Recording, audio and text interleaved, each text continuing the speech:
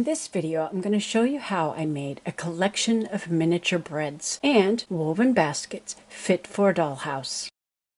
I used Sculpey clay. I mixed a little bit of brown with the white clay to make a light tan. This tan is much lighter than the tan that came with the collection of colors. After softening the clay by netting, I mixed a little bit of water to some baking powder and then mixed that into the clay. Thoroughly mixing them together, this will give the bread an airy texture, making it look more realistic when sliced if you're going to slice the bread. If you're not going to cut it up and slice it, there's no need to add the baking soda.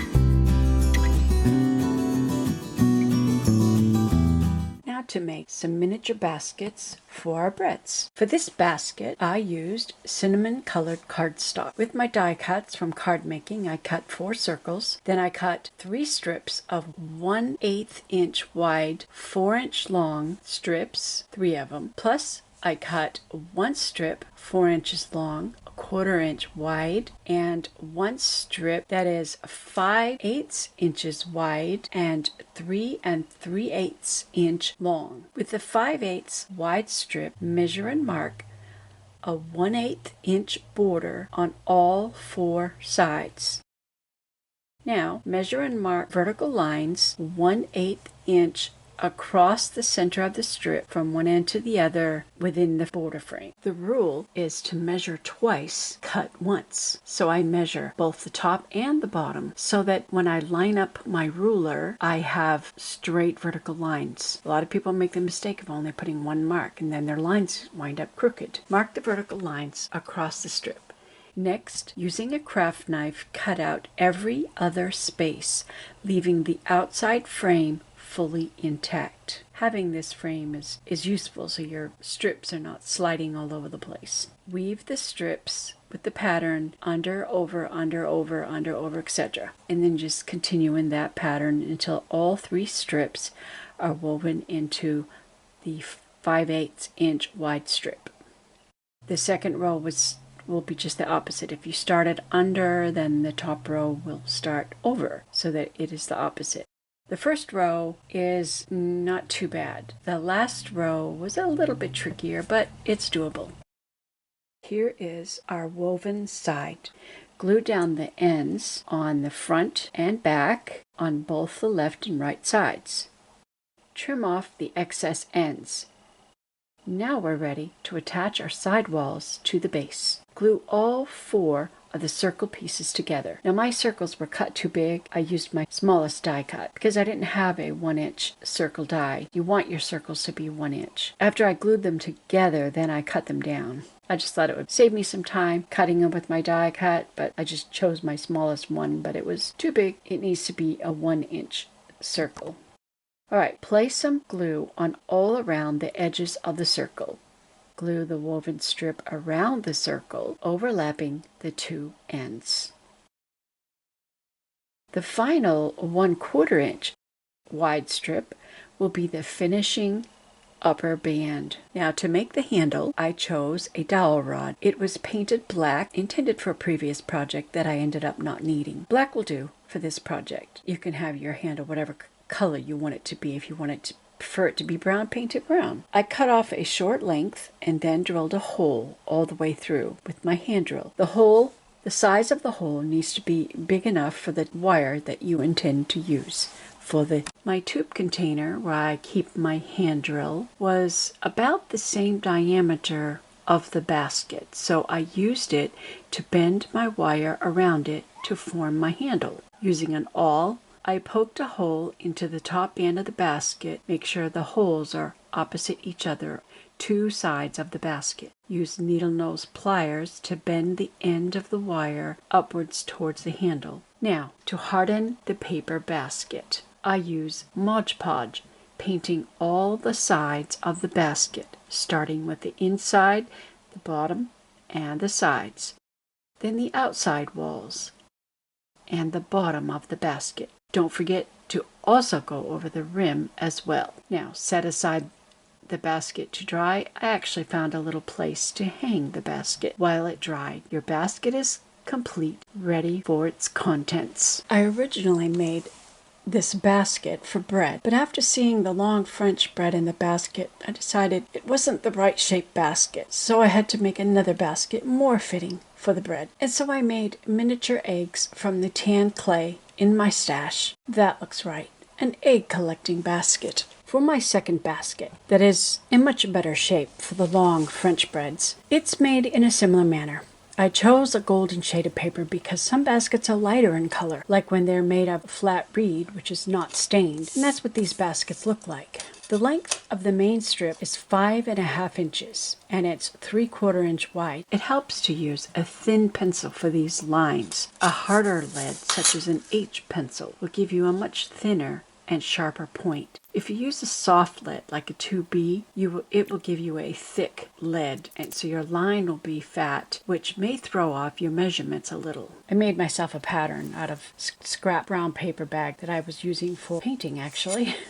I made myself a pattern to figure out exactly how long I needed my main strip to be. It requires 4 strips of 1/8 inch wide strip, which should be at least 5.5 inches long. They could be longer, but my paper that I had pulled from my scrap bin was only 5.5 inches long, so I went with that, the exact size. I cut 3 1/4 inch wide strips because my plan is to place a top band on the outside and the inside of the basket rim. I'll shorten the time on the making of this basket since so much of it is similar to the previous basket that I just showed you. The base is 2 6/8 inches long. I used the end of a popsicle stick to draw the curved ends. I shaped it to fit the French braid bread I will only give time and attention to what is different about this basket. Cut 4 of the base and glue them together. Weave in the same manner. This basket will be a deeper basket.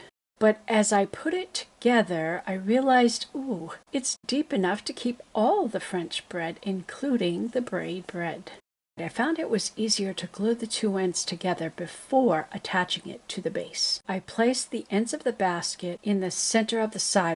In the previous basket, I found making the holes for the wire just a little difficult. So this time, I decided to use a heavy string instead. I looked through my wooden beads that I use for real basket making to find 2 matching ones that could work for handles. I used a toothpick to feed the string through the beads. Then cut the string a bit longer than I actually needed. Later trimmed it shorter once I figured out exactly how I was going to place the string and glue it in place. I will hide the ends under the 1/4-inch band that goes around the outside of the basket. To strengthen the top rim, I added a 1/4-inch wide band around the inside of the basket as well. I did have to join 2 pieces together to make it long enough to go all the way around. Glue first, then place the string inside the basket. Trim off any excess. Finish the basket with Mod Podge, just like we did in the previous basket, to give the paper a stronger stiffness. I am satisfied with the shape of this basket and how it looks with the long breads. I may fashion a cloth to go inside of it for a little splash of color. Now, to make a foil pan for my cinnamon rolls. I saved this plastic from a paper cupcake holder, thinking it might work for something. The separator trays are about the right size for a round baking pan. I also saved the lid from a pool top. I will also use aluminum foil for this pan. First, I covered the inside, folding the paper to the outside. Then, I covered the outside, folding the foil to the inside.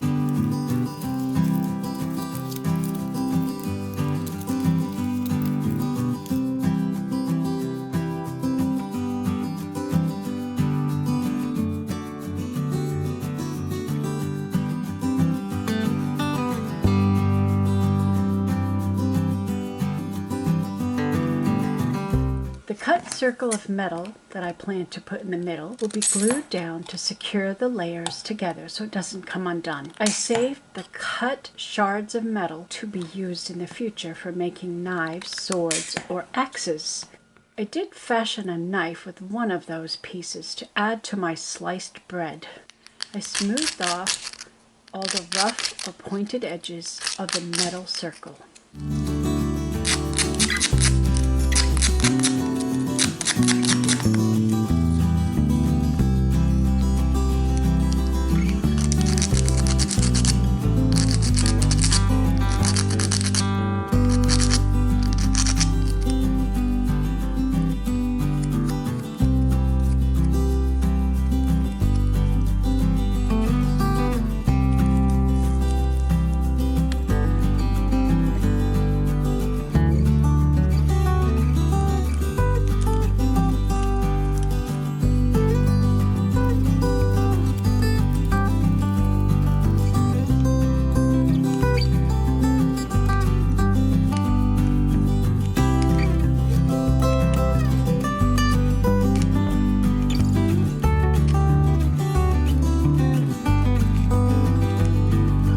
Cinnamon rolls fit just perfectly.